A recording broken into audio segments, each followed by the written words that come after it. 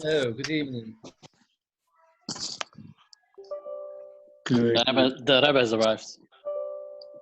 What's happened is my computer wasn't working. I was trying to get it to work. Keeps asking me, Moshe, if he wants to be updated. Does he want to be updated? Oh, 1 minute.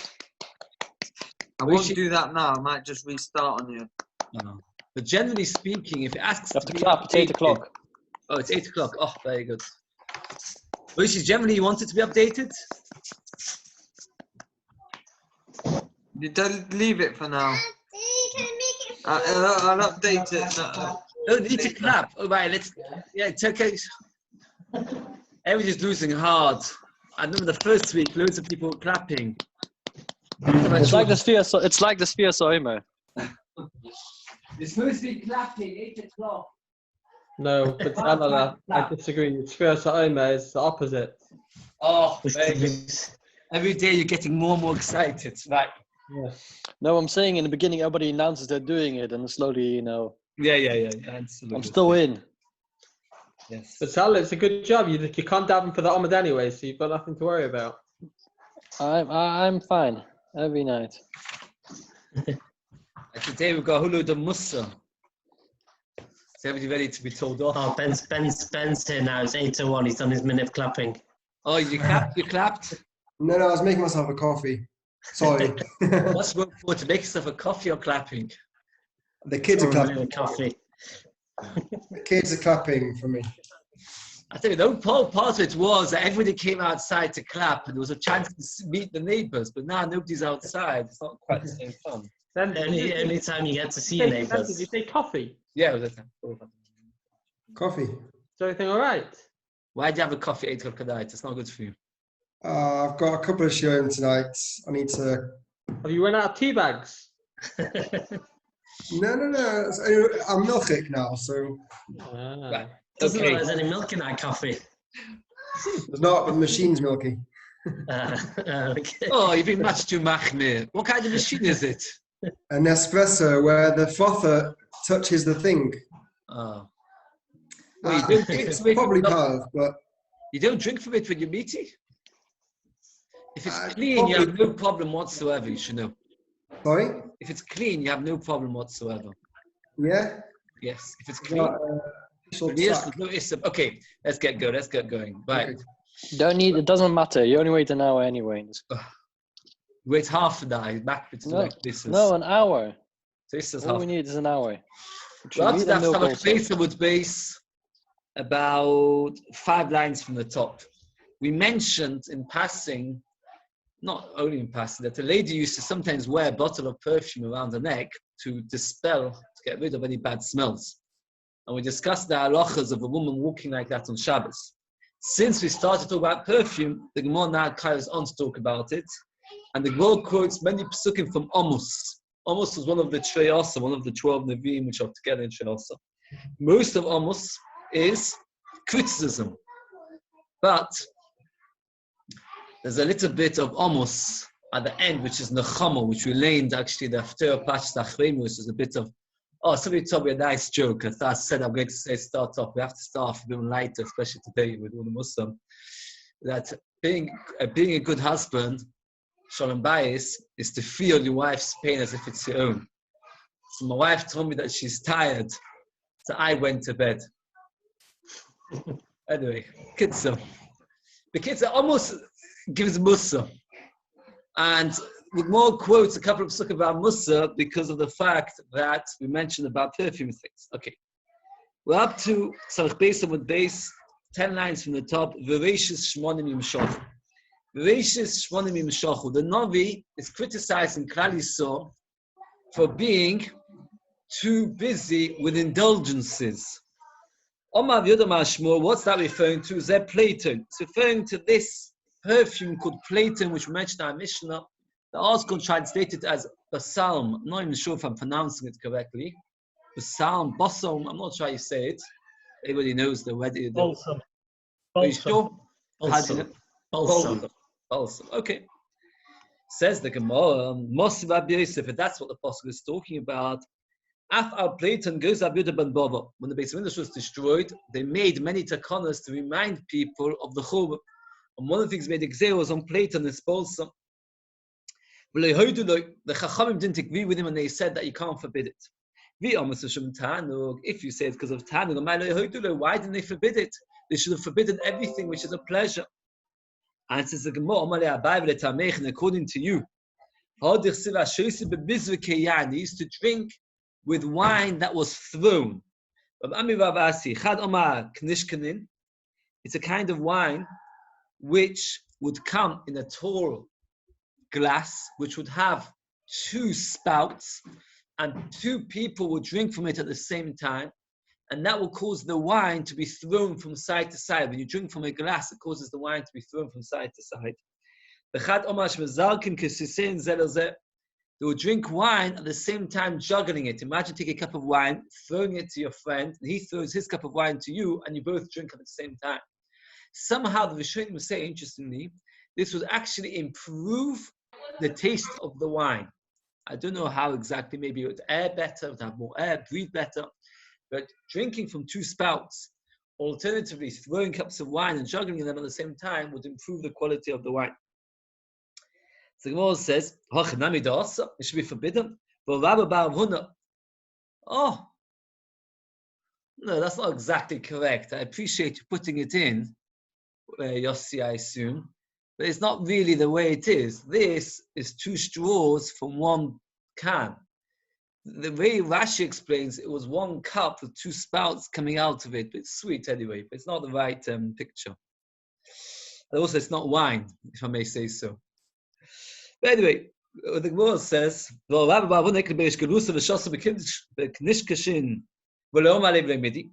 answers the Gemara, Elo. When the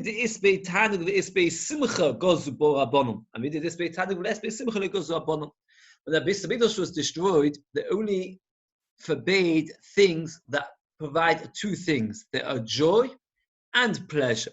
If they provide one without the other, Chazal did not forbid it. Therefore, these wines which you drink at the same time, or you juggle the wine and drink it, alternatively, this balsam, which the Gemara says previously is referring to Plato, these provide pleasure. They do not provide joy. They do not provide happiness. And therefore, Chazal did not forbid it. They forbade things like, for example, wearing a special crown underneath a chuppah, or music at a meal, because those things provide pleasure and joy. But something which only provides one or the other is not forbidden. Since we mentioned perfume, we mentioned the pasuk in Amos that talks about perfume. And now that we're talking about the pasuk in Amos, we continue with other psukim from Amos. As we said, Amos was criticizing Klal Yisrael for being indulgent. More than indulgent, sinful. Sleep on beds made out of ivory. V'svuchim ala soisam, and there would be svuchim literally means, one explanation is to be spread out in the bed, like you're lounging in the beds. The word svuchim also can mean dirty. Ma'am svuchim means dirty water.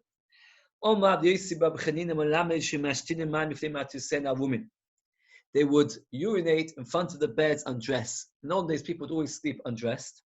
And if they would need to urinate during the night, instead of getting dressed and going outside, they couldn't be bothered getting dressed. But since they couldn't bother getting dressed, they couldn't go outside. So rather, they would just do it in front of the beds. And that was a particularly zilzal way of behaving, lowly way of behaving. Megadif for Bavo scoffed or cursed this explanation. If that's all they did bad, the Pasuk says about these people, they'll go to Golos first. We shouldn't machine in the mind if they were to sin a woman, just because they urinate undressed, that's a reason for them to go to Golos first. It's referring to men who indulge in the terrible behavior of swapping their wives swapping. And therefore, this ruchim is referring to dirt, dirty water is referring to the zera, shechva zera, which is dirty. And the Gemara explains in detail, and drink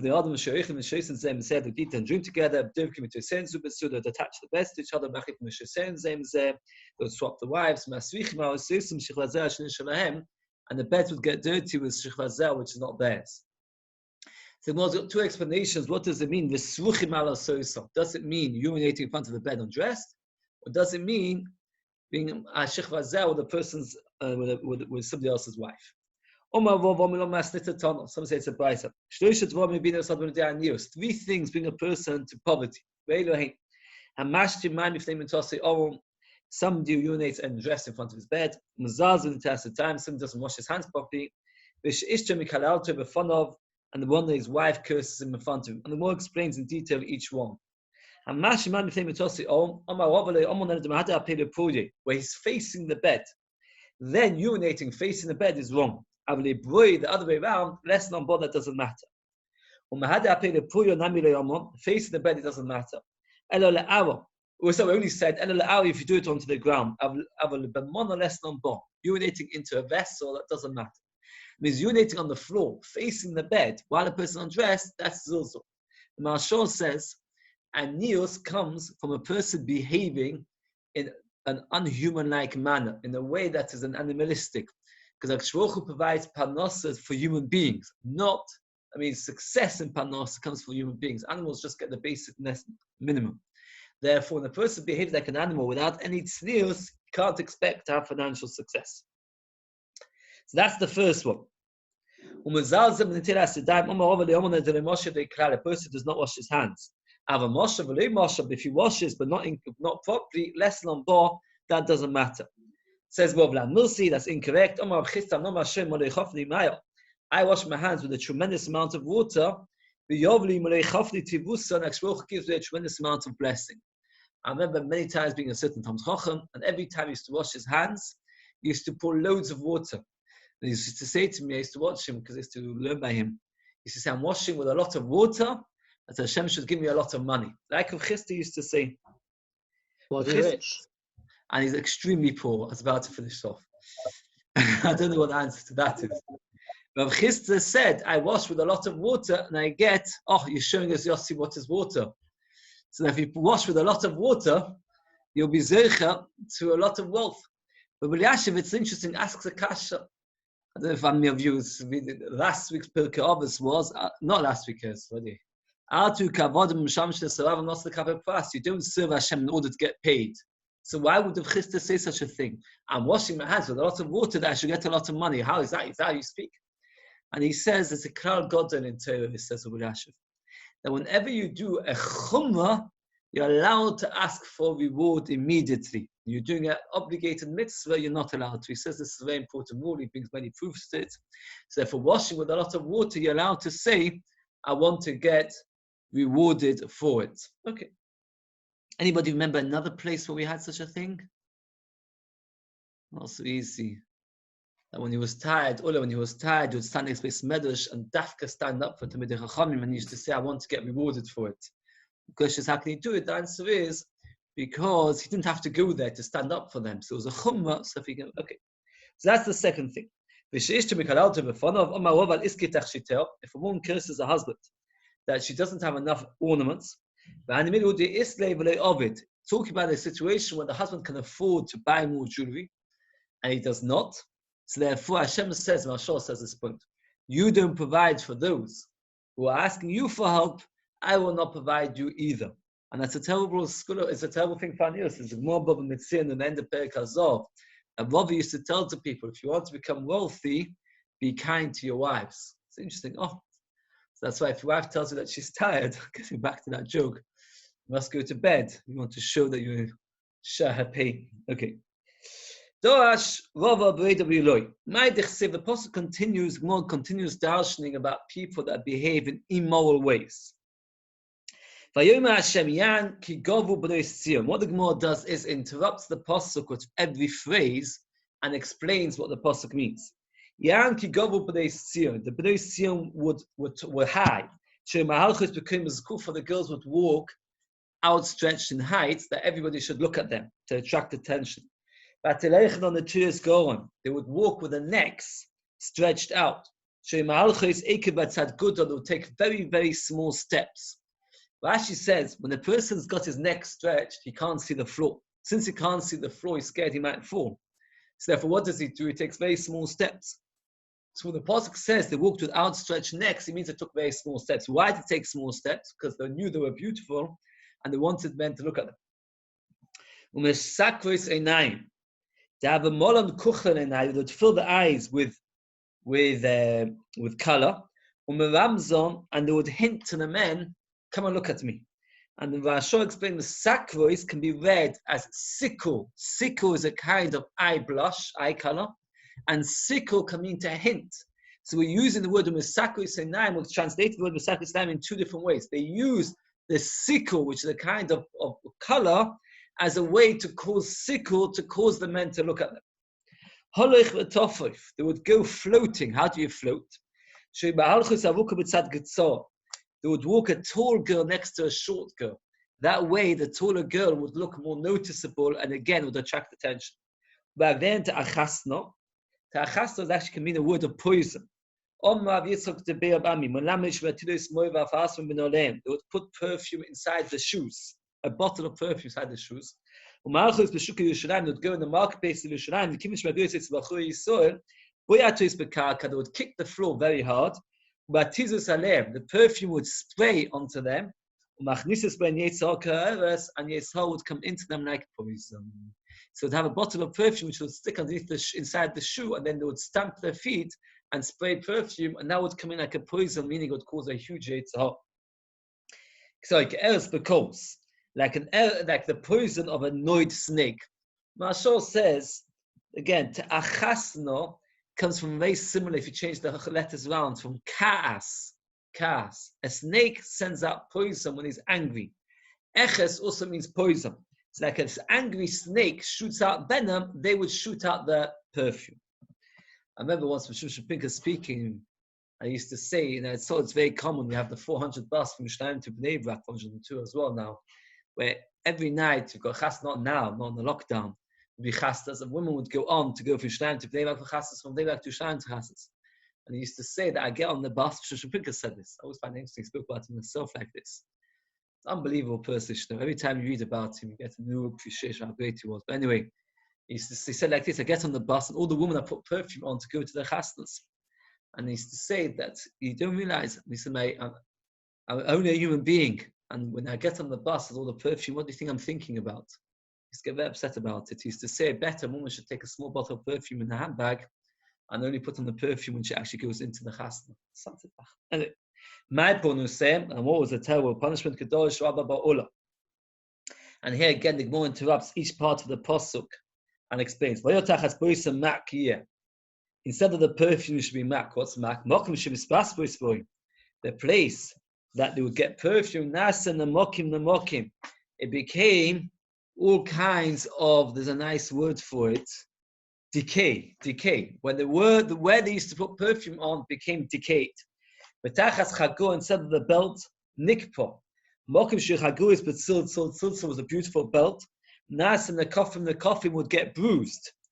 Betachas ma'aseh mikshol kolchom mokim shemiskashtos boy, the place that they used to adorn themselves. Nasa krochim became bald. They lost all the hair.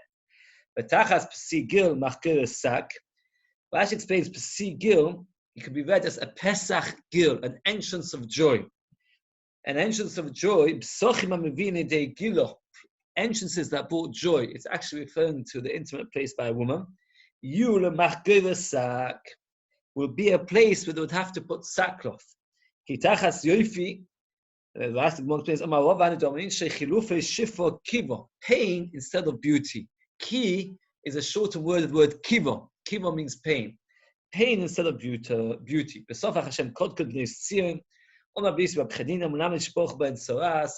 Saras spread by them. That these women who spend years adorning themselves and flaunting themselves, the Shabbos, eventually when the Golus came, Hashem made them despicable, and they suffered from bruises, from boldness, and from decay, and from tzoras. Hashem pischon yara. The word yara can mean either from the word forest, yar, or it can mean ore. Ore means to pour a drink. So Rav v'Shmuel, Chalamash nishmechu kikitun, they suffered from a particularly strong period flow, to the extent that the flow would be like a river. So it would pour. And another pshat, Chadomash nasa pischin kiyar, the entrances, meaning the place of the intimacy, was like a forest covered bristles and hairs and things like that to make it unpleasant for anybody to be intimate with them. So either pshatim is kiyara, either like a forest with full of hair, or yara, like a pouring of liquid. And this was a punishment for them trying to flaunt themselves. Big bali gaita and bali aveva. A person would speak to his friend and they would talk about relations and the intimate lives. And they used to speak about things which sounded innocent. It sounded like they were just asking innocent questions. But both parties knew exactly what they were talking about, and the conversation was really only about intimate issues. He would say, did you eat bread that's been worked with, kneaded, or bread which hasn't been kneaded? And what he meant to say is, did you have relations with a girl that is a basula or not? Has she ever had relations before or not, like bread which has been kneaded or not? Did you have white wine or black wine?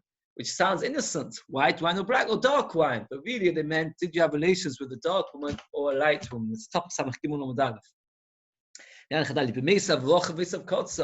Did you sit on a wide couch, on a thin couch, a narrow couch, which again sounds very innocent. What they really meant was, did you spend your time with a thin woman or a fat woman? And again, Rashi says it's better to spend time with a fat woman than a thin woman. Did you spend your day with a good friend or a bad friend? And again, it means who did you have relations with? The second line from the top. All these references were all about znus and nothing else. It means they would ask innocent questions, innocent sounding questions, but really these questions were all about znus. The wood in Yerushalayim made out of cinnamon. When people would burn them, the whole of Eretz Yisrael had a beautiful smell from the beautiful wood of Eretz Yisrael. There's only one barley left of all the beautiful trees of Yerushalayim. It is found in the storehouses, the Tzimtzumoi Malkasa of the queen called Tzimtzumoi. One barley-sized wood of Yerushalayim, tiny. A barley is a tiny, tiny thing. Right? Sometimes people have barley in the cholent. You can have 20 barleys in a spoon. One barley left of wood of Yerushalayim, and that provided all the good smells for this queen. But in the olden days, when Yerushalayim still stood on its beauty, then what happened was a person that would burn his wood, would make a bonfire to heat himself up, or for Lag B'Omer, and the whole of Eretz Yisrael would smell beautiful. So now we're finished with the Musaf. We're going to come back to the Musaf, but now we're going to go on with what a man's not allowed to go out with. Says the good Mishnah. Not with the sword, and not with a bow, and not with a shield, and not with the Allah. The more discuss what it is, but basically, it is I'll show you a picture of it. There's a good word, but in English it's actually called a mace. But here's a bow arrow and a mace. But really, what it is like a short baseball bat, and at the end of the bat would come out a lot of spikes.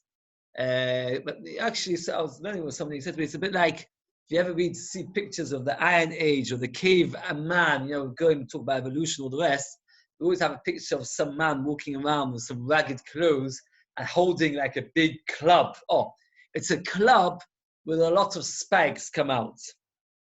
And not with a spear. If a person goes out on Shabbos with a sword, is chayav chatos. The person already said that for you to go with a gun in a place like in Chevron and places like that, it's necessary. It's b'koach nefesh, they permit it. Okay. Others say it depends. It's an ornament, and one is permitted to go with a spear on Shabbos.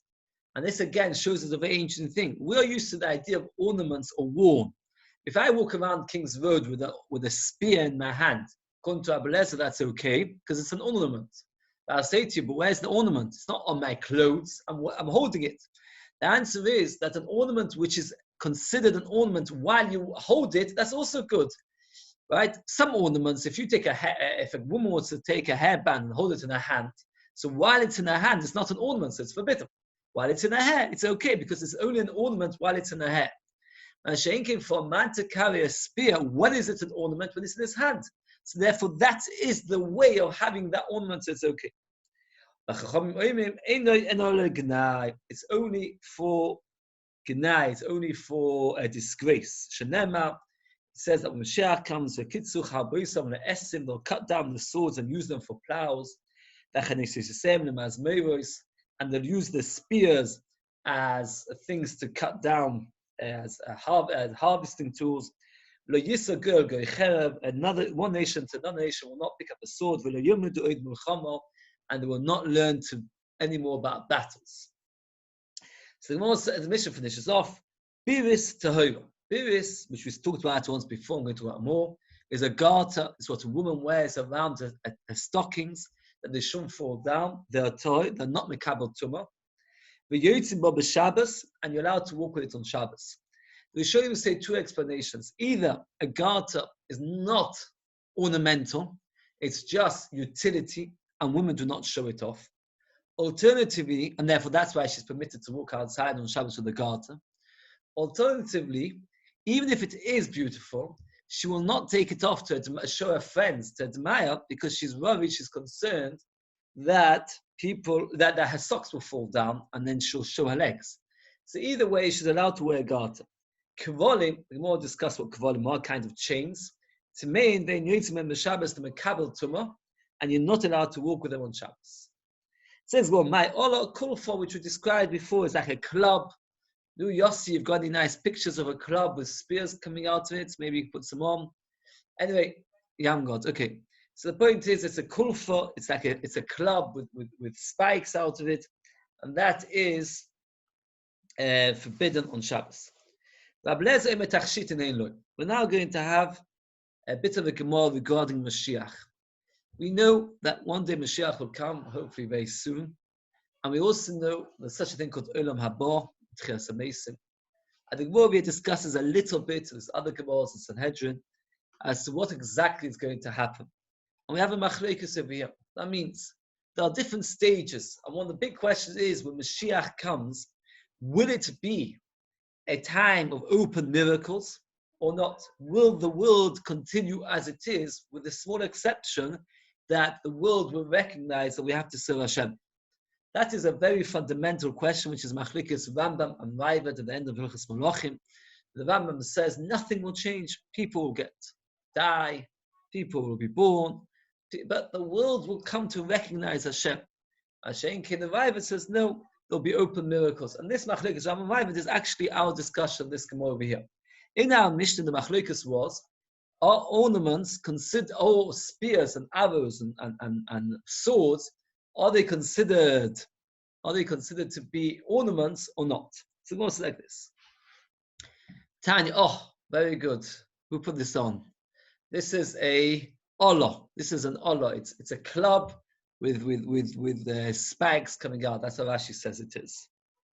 Very good. It says the more like this. It gives you a certain fight. It's a proper heftzer. It's a good weapon to have. Tanya, if these weapons are ornaments, why will they be finished in Moshe Mashiach? They won't be needed anymore. Since they won't be needed, so therefore they'll be finished. If you say that a sword is a nice ornament, then let us keep these swords when Mashiach comes, even if we don't need them, for the sake of ornaments. Like a candle by day. A candle by day does nothing. So too a sword in the days of Mashiach.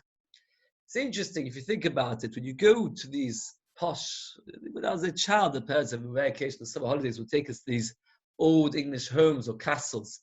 And many times they would hang beautiful swords on them, or people, you see pictures where the sword was not actually as a weapon, that men would consider walking around with a big sword to be considered an adornment. So you see that the sword can be a weapon, it can be an adornment. Machlekes Chachamim and Abelazar is, do we take on that most swords or weapons, and therefore, generally speaking, is not an adornment to the extent that if a person walks around with a sword, we say he's carrying a weapon? Or do we say there's enough swords which are actually for adornment that they are okay on Shabbos? So that's the Gemara so far. So when Machlekes Chachamim and Abelazar is like this. Everybody agrees when Mashiach comes, there will be no more wars. The question is, the Chachamim say to Abelazar, if that's the case, there should be no more weapons. And he says, there should still be weapons according to you because you hold the ornaments. He says it won't be necessary.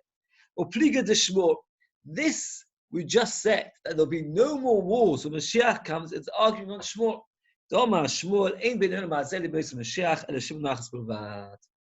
only difference between now and Mashiach is that we will be in charge. But wars will still continue. The Pasuk says clearly there'll always be poor people. If there's always going to be poor people, that's a proof the world is continuing as its normal way. So therefore, just like there'll be poor people, there'll also be wars. And this brisa that says that there'll be no more battles is arguing with the Shmuel. There's a very short text that says to inside, one text in this page. Now there's no Yerushalayim, no Beis Hamikdash. Really, Beis Hamikdash, Yaakov Bodun. So when Shmuel said there's no difference, it doesn't mean literally no difference. It means there's no fundamental big differences. The only fundamental difference is that the world will realize that Christ are in charge, etc. But wars will still be. The Marshal explains, when the Gemara says there'll still be wars, it doesn't mean wars between Christ and other nations, because they'll be too terrified of Christ. It means between other nations, between themselves, will continue having battles. Says the Gemara, this brisa that says that when Mashiach comes, there'll be no wars. Messiah leilu abchir ba'aba. Doma abchir ba'aba. Kol ha-nevim lo nisna bo lemoisa Mashiach. All what the Nevi'im said, wonderful nevuos, that there'll be tremendous miracles and wonderful events, that's only Mashiach. What's going to happen after that? Nobody except for Hashem knows. Therefore, when Mashiach comes, there will be no wars, because the Nevi'im described these tremendous miracles. They were talking about the days of Mashiach. So very fundamental again. The Brisa says that both Chachamim and Abelazar agree there'll be no wars. They only argue if nowadays is weapons called ornaments or not. There's a machlekes amoyroim. When Mashiach comes, will there be open miracles or not? This brisa fits in like a b'chir ba'aba, because it says that there will be no more wars, which is mashma, the world will change fundamentally. And it's not like Shmuel. The Ikadami, and some have a different version of the brisa which changes accordingly.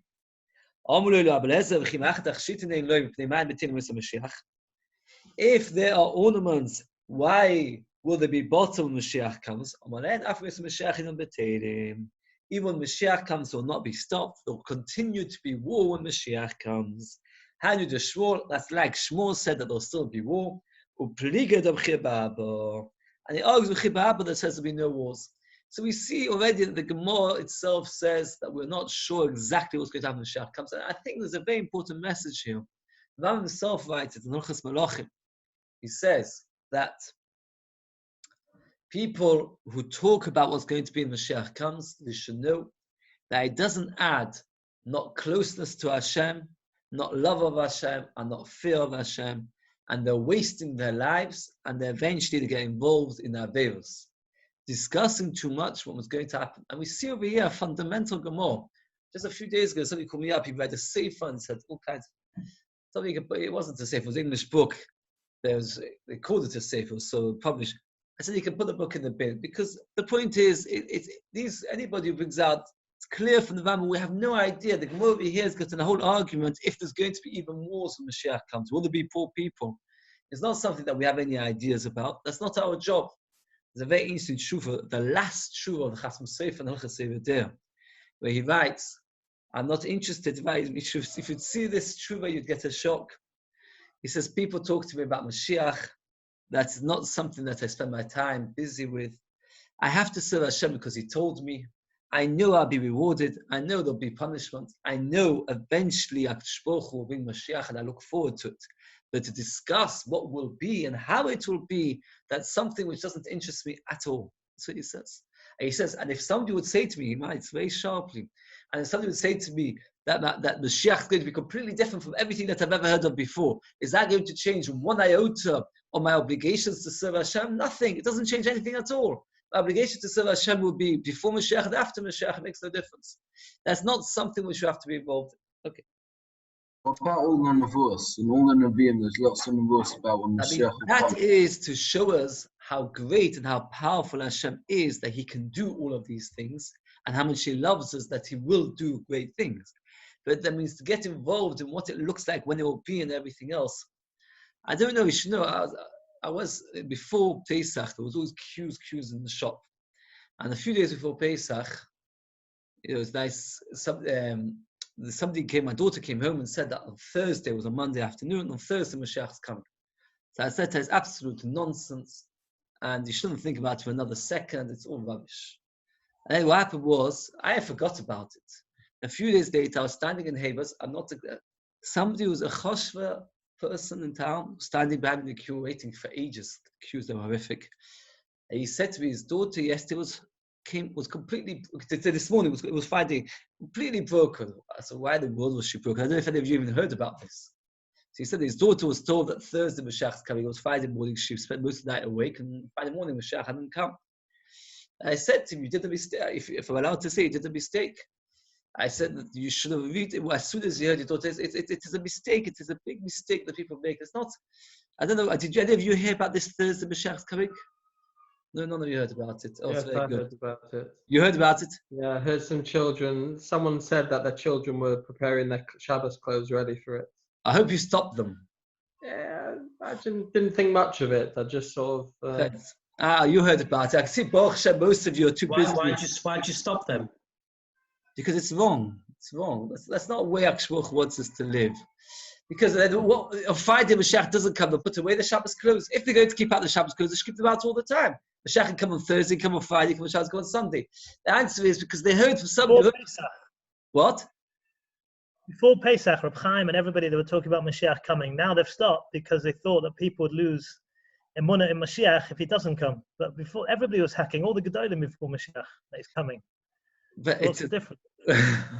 Mashiach can come today, he can come tomorrow, he can come at any time. Focusing about it too much is unhealthy, and specifying a date or a time that he will come is considered absolutely wrong. The Rambam says nobody knows when Mashiach will come. That's what Rabbi Wallerstein spoke the other night, and he said that if you notice Reb Chaim and other Gedolim stop saying anything, even to indicate, because if they do and it doesn't come, then yeah, and it's going to cause problems. Also, because the Rambam says that there's no such thing, we do not know. It's not, you see over here, we don't know even if we'll be thinking, okay. Says the Gemara. Omale Abaya lo Avdimi, Vomilo lo Avavia, some sort of Avia, Vomilo of Yosef lo Avdimi, some sort of Yosef Avdimi, Vomilo lo Avavia, Vomilo Abaya lo Yosef, so different versions who said it to who. Why does he say that weapons are ornaments? A strong person should gird a sword on his thigh. It's your beauty and your glory. So we see that weapons are glory, are beautiful. That's referring to Torah, that Torah, a person should put his sword on his thigh, meaning a person should constantly have Torah ready by him. A pasuk never goes away from the simple pshat. When I was 18 years old, I knew all of Gemara. Can you imagine at the age of 18 you knew all of Gemara? It doesn't mean like reading through Gemara. He knew it all. But I still never knew this concept that a pasuk doesn't come away from its simple pshat. It says, well, what's he trying to tell us?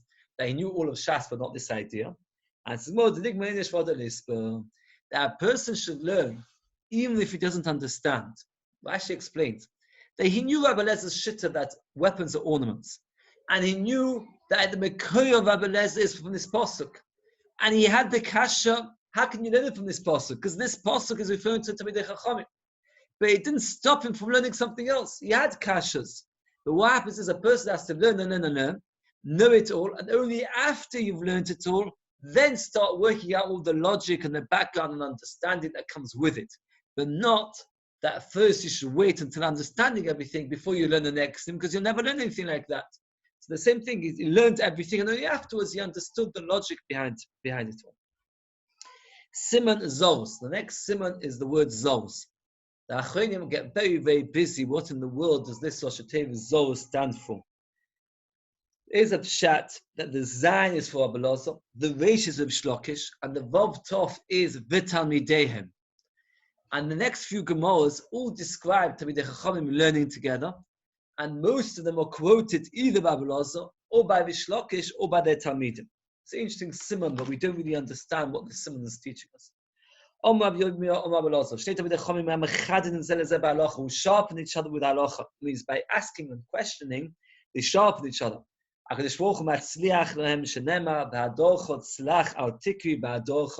Your beauty, your sharpness. That what happens is that if they sharpen each other, then Hashvochu makes them succeed. They'll eventually become great. That they'll ride high.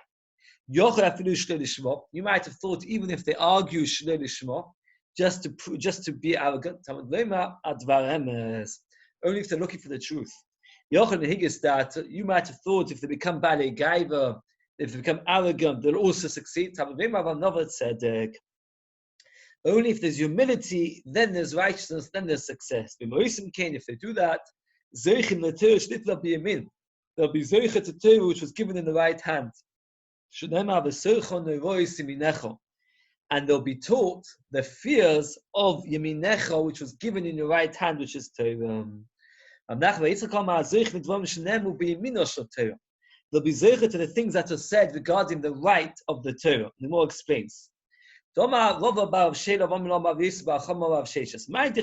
the pasuk mean when it says, on the right of Torah, there's a long life. On the left of Torah is wealth and honor. And the more asks a question as follows before we see inside. It sounds like you're saying that on the right of Torah is long life, on the left of Torah is just wealth and honor.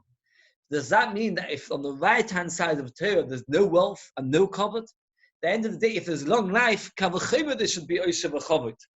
Elobimino on the right, so we'll explain. That's just this part of the question. Can there be long life without oisha v'chavod? If you get long life, of course it's oisha v'chavod. Those who treat Torah correctly, either my meaning means right, that they exert proper effort, just like the right hand is stronger than the left hand, so they exert proper effort, they'll be zeichet to long life and wealth and honor. That's one pshat the Rishonim say. Another pshat they say is like this: right hand means they're doing it correctly, they're doing it l'shem shamayim. Those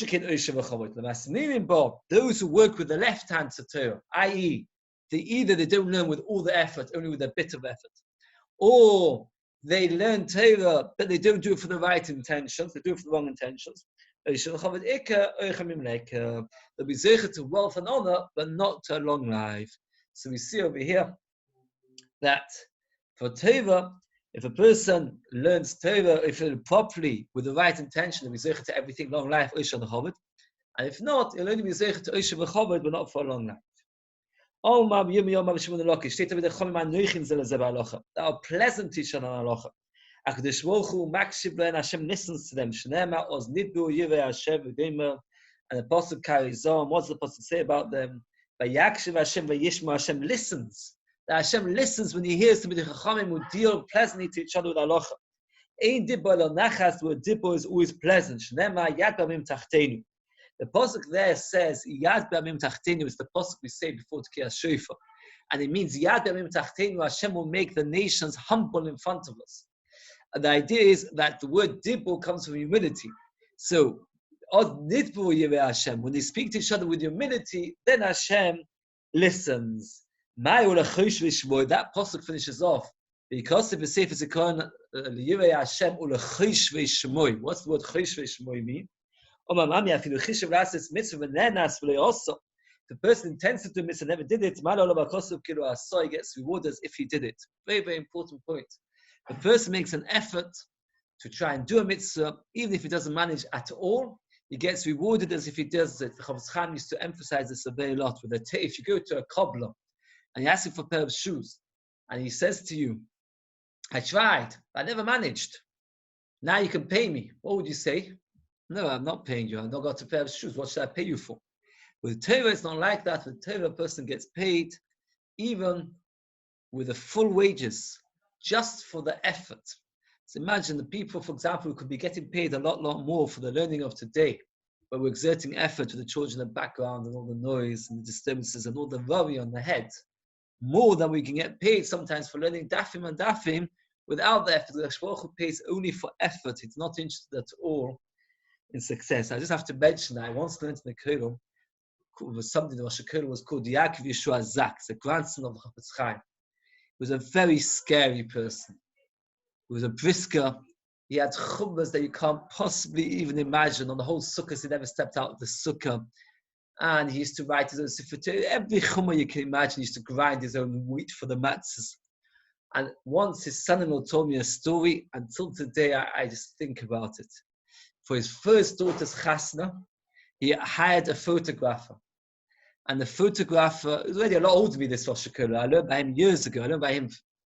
I was in his kollel maybe 13, 14 years ago. He was an old man then. But his first daughter's chasna, the photographer took photos, and after the chasna, he came to him shaking. He was terrified. He was quite I said, I'm very sorry to tell you, I forgot to put a film inside. Not a single photo came out. The photographer was sitting there with his knees knocking, without missing a beat.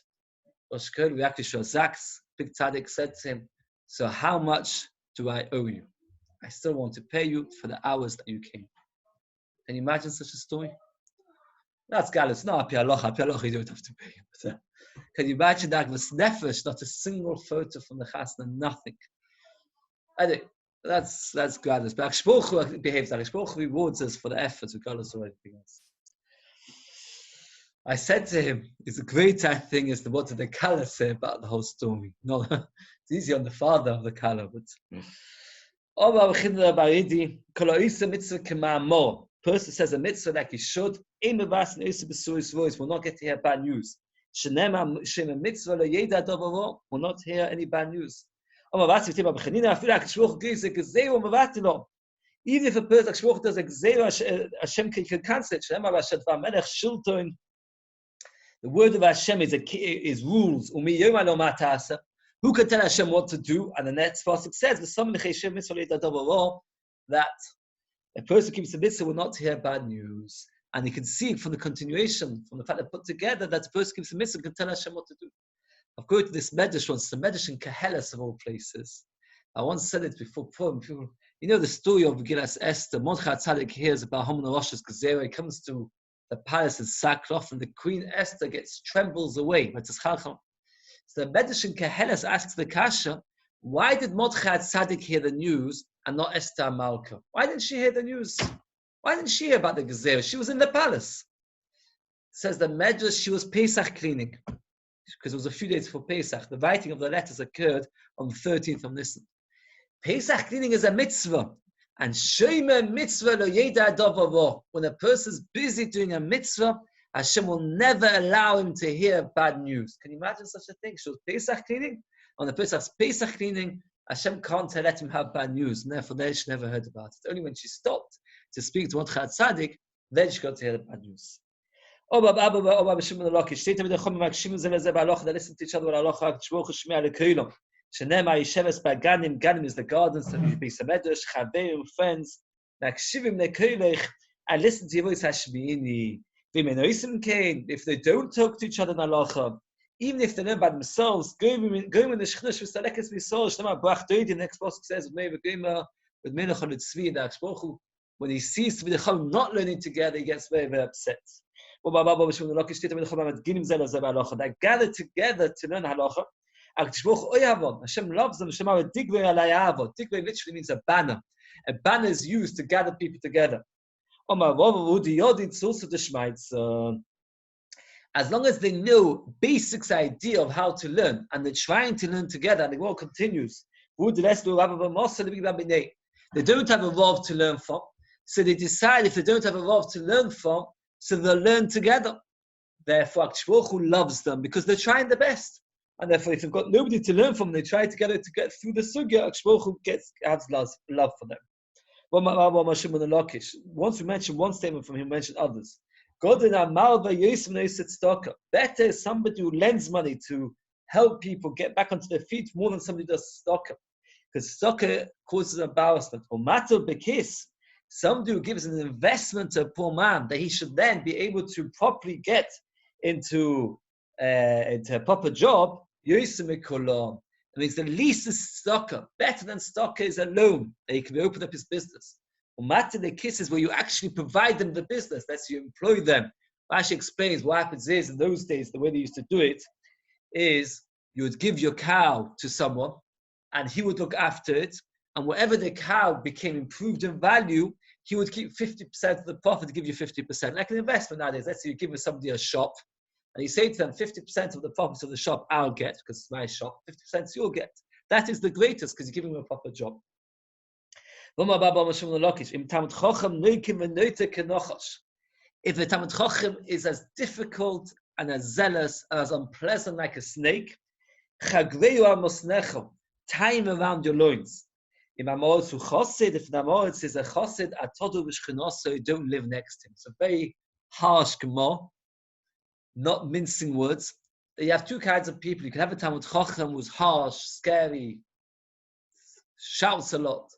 And you have this sweet, sweet, sweet Amoritz. Somebody who read Dale Carnegie, How to Win Friends and Influence People dozens of times, never says a criticism, sweeter than sugar.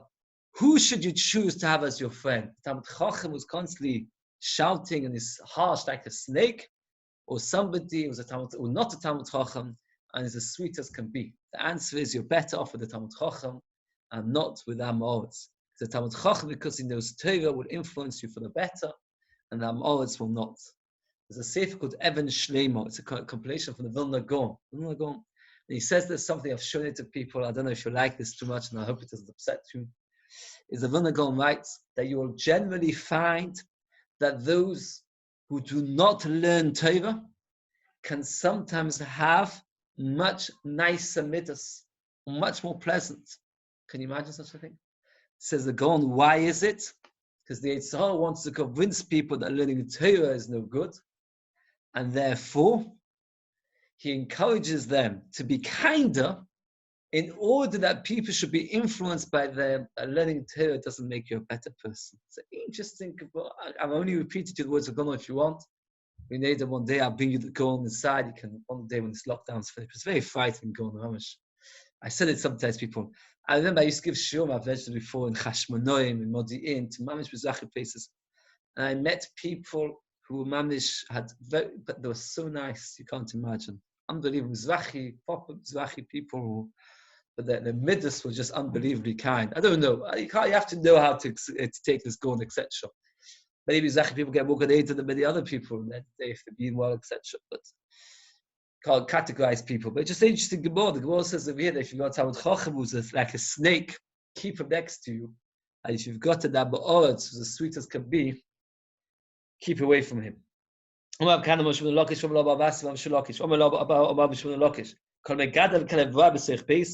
has a hard, bad dog in his house.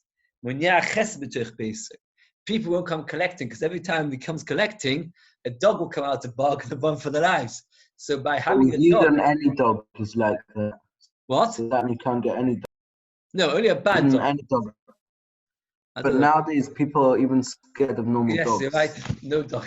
Shneba lamos, top of Samach Gimel on the base. Lamos b'reyu choset.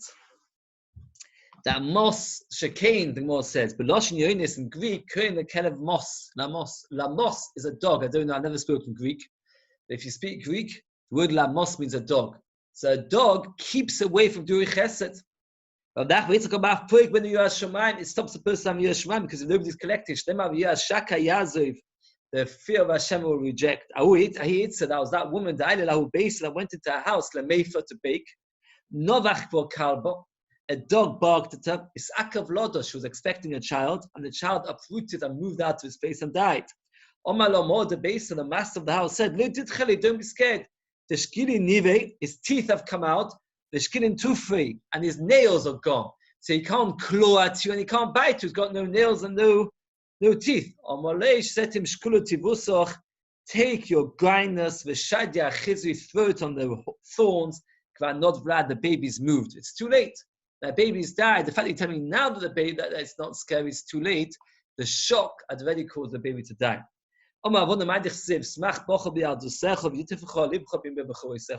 Rejoice in your youth. Follow your heart and your eyes. It's a contradiction. The pasuk starts off talking about enjoy yourself, and then the pasuk finishes off saying, "Know that Hashem will punish you." So two explanations. Ad kan divi Yetzirah. The first half of the pasuk is what the Yetzirah says. You have to know what the Yetzirah says and what the Yetzirah says. The Yetzirah says enjoy life, live and be merry. And the Yetzirah says to be know that eventually everything is going to be recorded. Shlokish Omar, Ad kan divi for Torah, a person has to have fun. A person has to enjoy his learning. When it comes to how to behave, a person has to have Yirah Shamayim to know that everything a person will be punished and are judged for. So the first half of the pasuk says, follow your heart, follow, have fun, is referring to Torah. But this part of the pasuk is referring to the rest of the pasuk, referring to Ma'is and Tovim for good deeds. Mitzvah Hashem tomorrow, truth is, we're daf and a half ahead. We've only got, I think Samach Gimel is, what's Samach Gimel? Shabbos is daf? Does anybody know? I think Samach Gimel is Shabbos. Yeah, today's Samach base. No, so then it's only Friday's daf. No. Okay, so we have to do a shiur tomorrow. Tomorrow there'll be a shiur at 10 o'clock, because at the end of the day, if we don't do a shiur, it means that on Sunday we'll be like a daf and a half behind, which is no good. So there'll be a shiur. Would that be on the Friday login? Yes, it'll be on the Friday login, Moshe. Is that correct? Moshe, yeah? Yeah. There'll be a Friday login at 10 o'clock tomorrow morning. It's Hashem. There'll be a shiur. Hopefully, just do a bit. Hopefully, we'll do to the top of Sabbath Dalad on the base, and then that way, let me just see. That's right. To the top of Sabbath Dalad on the base, till the Mishnah. How long will it be? I reckon about 50 minutes, 40, 50 minutes. Full hour? Okay. 40, 50 minutes, we should get to the Mishnah, because really, Sunday's daf is already Samach Hey. But this way, also it's good to go. So we'll be a little bit behind when it comes. Where did we get up till?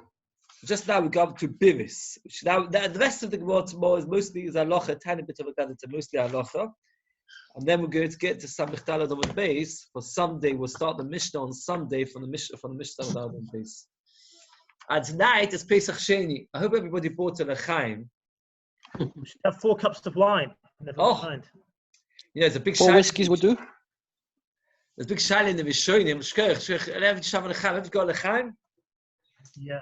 Oh. You're allowed whiskey on Pesach Sheni. Oh, that's good shaila. There's big shaila as well as to whether if Mashiach would have come today, whether he would walk on Pesach. Unfortunately, it's too late for that as well. Even though he didn't come on that Thursday. Lechaim. Ben, good choice. Somebody said to me, nice. Very nice. Hi.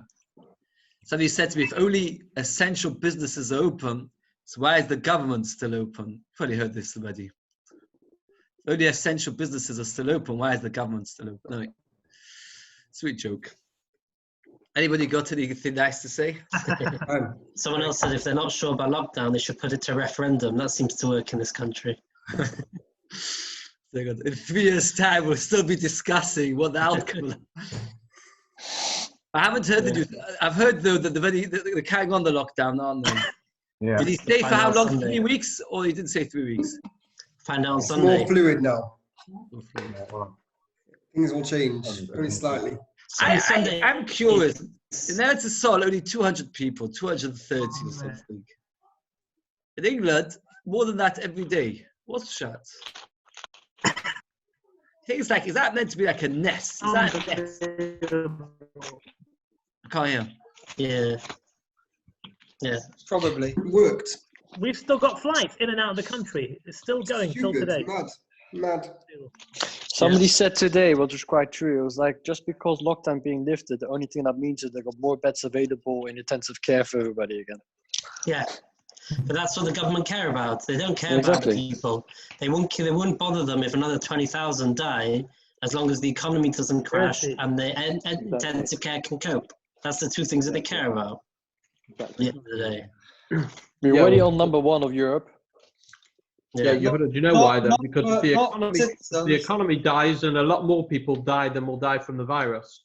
Belgium's the worst. Per capita. Yeah. Belgium is worse than England per capita. Per capita. Per million people. Oh, I never heard of Belgium once on the news. Where Belgium is. Yeah, there's only 11. Because no one million cares about the people. Belge. Exactly. Talk So to much me you about wanted that. to hear. Wait, there's somebody here from Belgium. No. Right? There's no one here from Belgium. Moishe's wife's from Belgium. So I'd say that's something a bit less depressing. someone I else don't know what else there is. from Belgium here as well, right? Yes. Feels And it like- feels. yeah. Oh, you feel on. What? How did Holland do? Holland are doing Salam? pretty good. Top of the league. Top of the league, as always. Top of the Because league. we've got something called marijuana, so that cures it all. Oh, saves everyone from everything. Trust me, there's as much marijuana in the UK as there is in. There's more in the UK. It's not as good quality though. Yeah, it's Joe about the Bitsara good could stuff. tell you that. Moishi knows all you know. about it. Stop Moishi recording goes every if you summer want. holidays to Holland. It looks like if anybody's booked for summer holidays No, no, abroad, you've got to start. I've got Moishi, are children you here. checking lettuce? Lettuce, right? I don't know, in the hotel, you go Moshgiach to check check the lettuce, right? Check the green leaves. Oh, I'll end the recording, yes. Ask Shiur about that.